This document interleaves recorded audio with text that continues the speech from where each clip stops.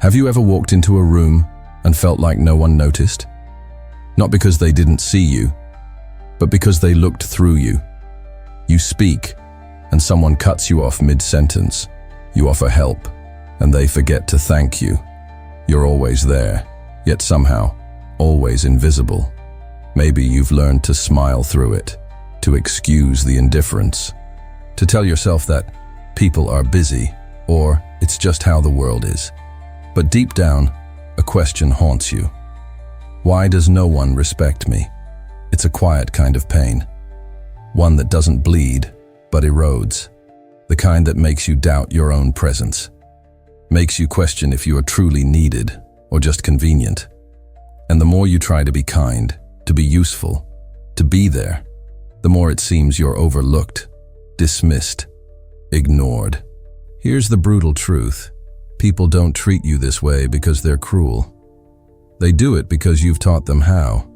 You've shown them, silently, how little you expect, how easily you say yes, how often you stay quiet to avoid conflict, how deeply you crave to be accepted. And they respond. Because the world, more often than not, mirrors your self-perception, not your value, your perceived value. So you carry this weight, this invisible grief, and pretend you are not breaking inside. But the fracture is there, and it deepens every time you swallow yourself to be seen.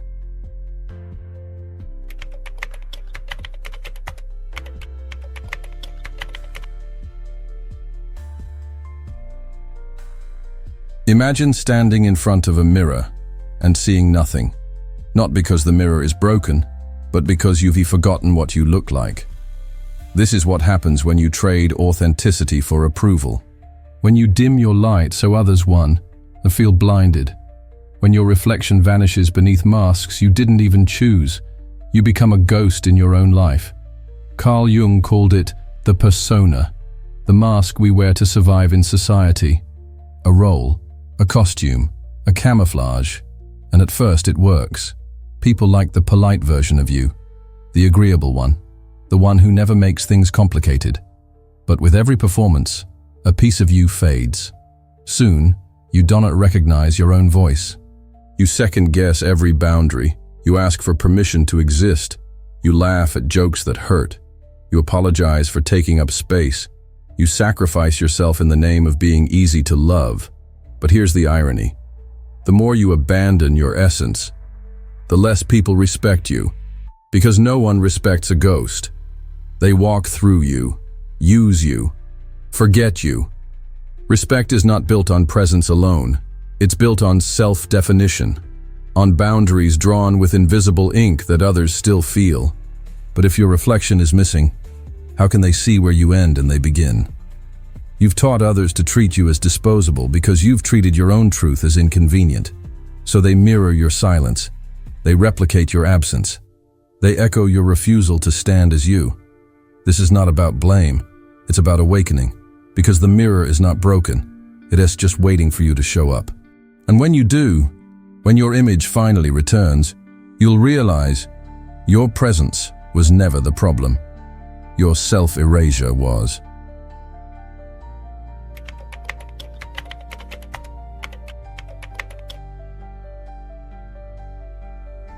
You weren't born invisible. You were trained to be. Since childhood, you were rewarded for being easy, praised when you didn't decry too loud, loved when you made yourself smaller. You learned quickly, love is conditional, presence is negotiable, needs are dangerous.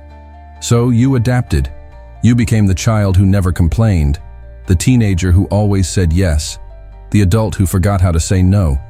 You became the nice one, the helper, the peacekeeper, the person who bends until they break. And the world applauded you for it. They called you mature, selfless, strong. But strength isn't about how much you can take. It's about how well you protect yourself. And in that, you were never taught. You were taught that confrontation is cruel. That saying no is rejection. That setting limits is selfish. So you internalized a silent law. If I want to be loved, I must not be a burden. But that law is a lie. And living by it is a slow form of self-extinction, because every time you say yes when you want to say no, a fracture appears, tiny, almost invisible, but real. Over time, these fractures become chasms, and one day, you wake up exhausted, bitter, confused, not knowing where you ended and others began. And here's the cruelest part. The very people you keep trying to please don't see your effort. They see your availability, and they confuse your self-erasure with weakness, because the more you sacrifice, the more you signal that you have no boundaries worth respecting. Carl Jung warned us about this trap. He said the persona becomes dangerous when we identify with it, when we mistake it for who we truly are. And once that happens, you don't just play the role, you become it. And forget that behind the mask, there was once someone burning to be seen. This isn't just about relationships, it's about your entire emotional identity, the way you've been conditioned to betray yourself and call it love. The world doesn't owe you respect, but it will reflect the respect you owe yourself, and unless that internal shift happens, nothing out there will ever change.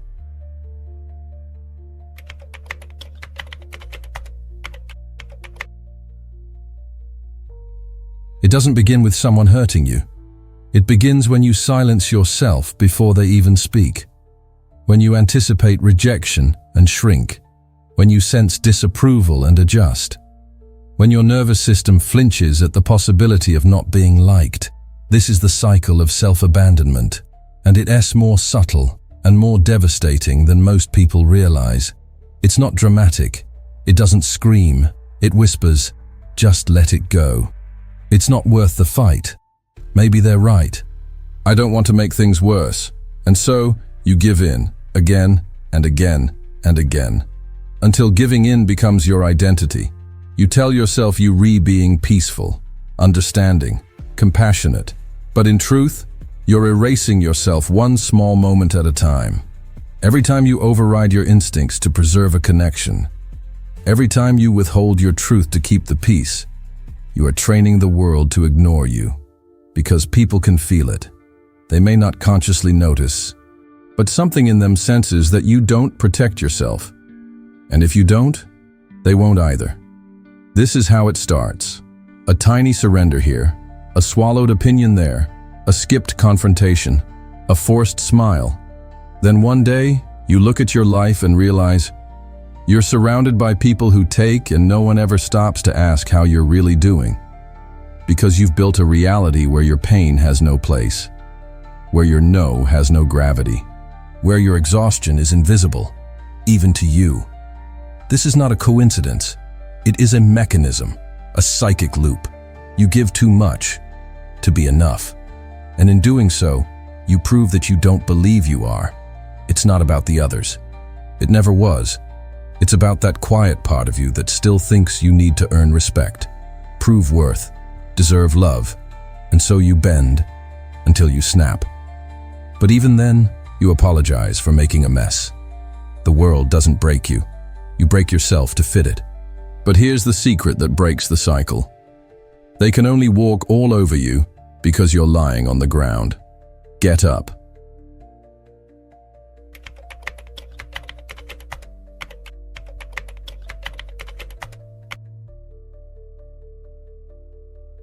You think people disrespect you because they rude, because they selfish, because they don't see your worth. Maybe that's partially true, but it's not the real reason, not the deepest one. Carl Jung once wrote, "What you do not bring to consciousness appears in your life as fate. You think you were just unlucky, that you keep ending up in one-sided friendships, draining relationships, workplaces where you were overlooked. But what if what you recalling fate is actually your reflection? Because here's what no one dares to tell you. People treat you exactly the way you've trained them to, and you've trained them with your silence, with your compliance, with your fear of being too much. When you don't speak up, you signal, my voice doesn't matter. When you don't set boundaries, you say, you can cross me. When you tolerate disrespect, you teach, this is acceptable. And most people, even the good ones, respond not to who you are, but to what you allow.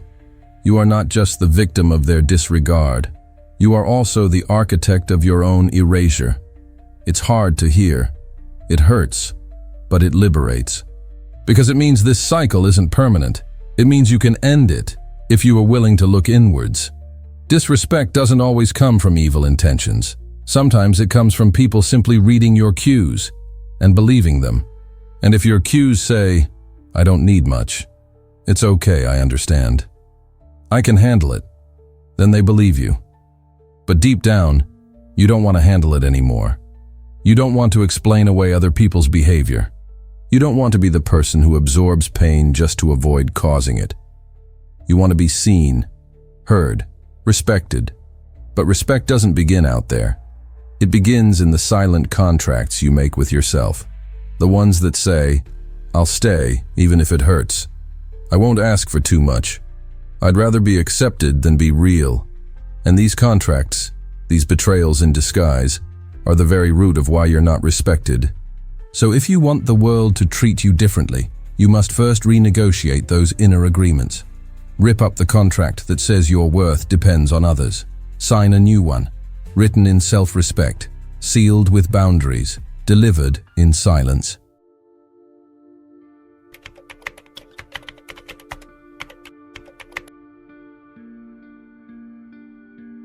There's a special kind of exhaustion that no sleep can fix.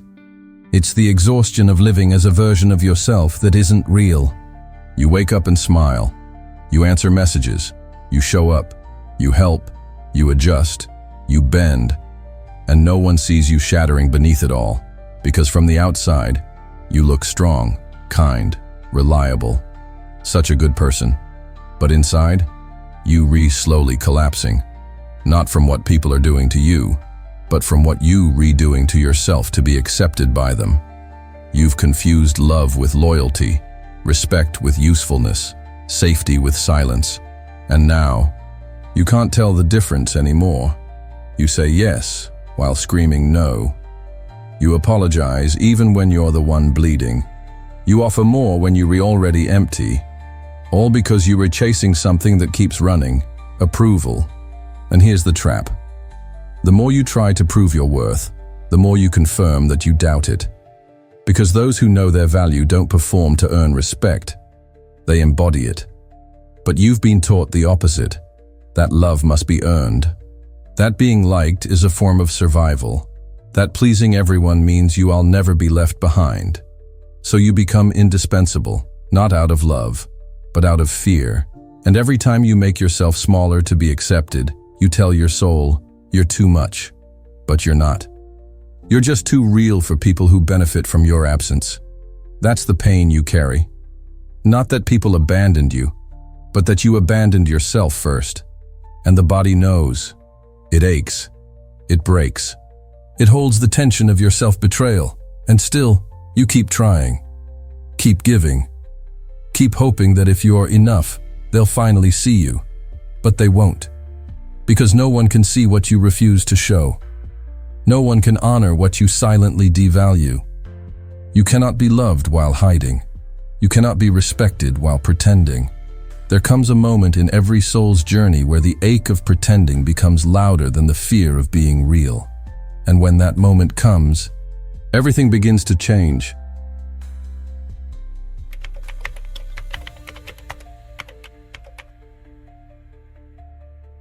There's a line, thin, invisible, but once crossed, it changes everything.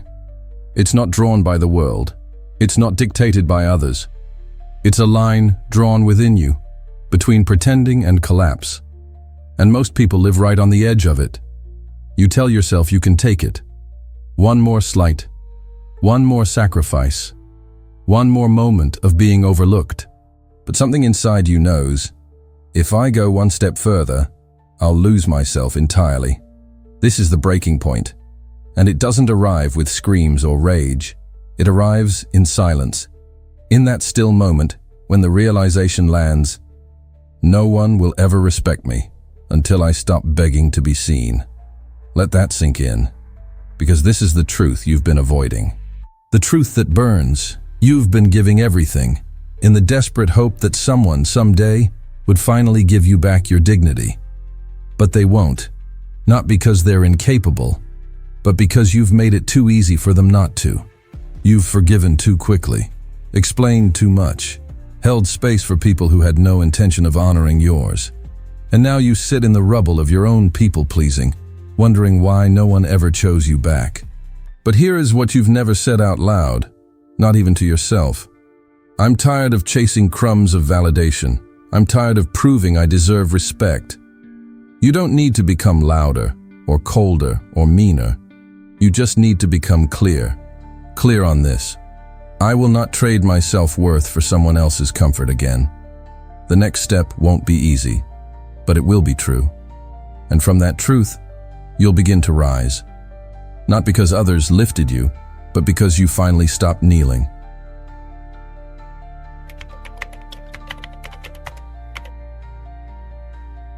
Sometimes everything begins to shift with one word, not a scream, not a long explanation, not a final message. Just this, no, said softly, without guilt, without drama, without needing to justify it. This is the first cut, the first break in the cycle, the moment you stop betraying yourself to preserve what's already broken. And it feels terrifying. Because when you are used to disappearing for others, being visible feels violent. When you're used to absorbing pain, refusing to absorb it feels cruel. But here's the paradox. Saying no is not rejection. It's self-recognition. It's the moment you say to yourself, I exist. I matter. I don't have to disappear to be loved. And in that instant, something ancient inside you begins to stir. A part that's been watching silently from the shadows. The part that remembers your wholeness. This isn't about becoming aggressive. It's about becoming real. Anchored, solid, present in your own skin. And those around you? They'll notice.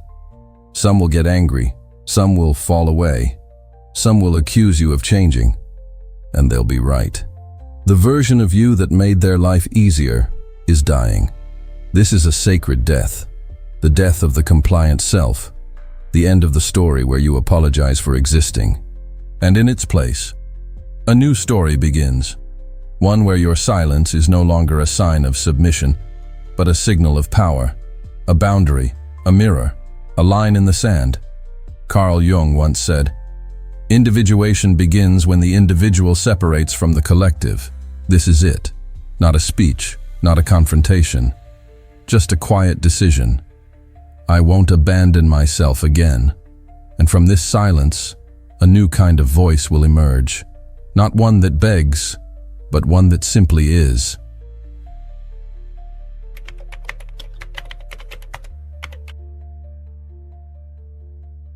Something shifts. When you stop asking for respect and start embodying it. It's not loud. It doesn't need to be. It's in the way you walk into a room and don't shrink, in the way you pause before answering, in the way your silence no longer pleads. It declares. Because true respect has a frequency, and you either emit it or you chase it, and chasing always costs more than it gives.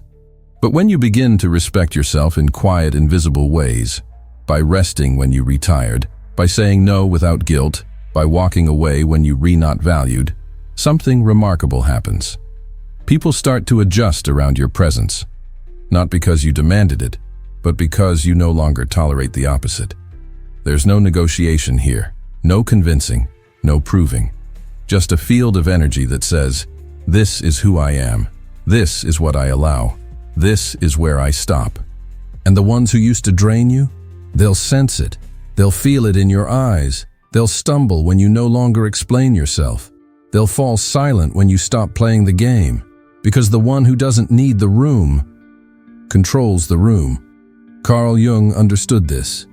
He taught that when we reclaim the rejected parts of ourselves, we stop projecting weakness into the world, and the world reflects our wholeness back. So if you're still hoping that one day they'll finally treat you differently, stop and ask, what if I treated myself as someone worthy? Even if no one else ever does. That is the moment the chain breaks. Not because the world changed, but because you stopped waiting for it to give you what you had the power to give yourself.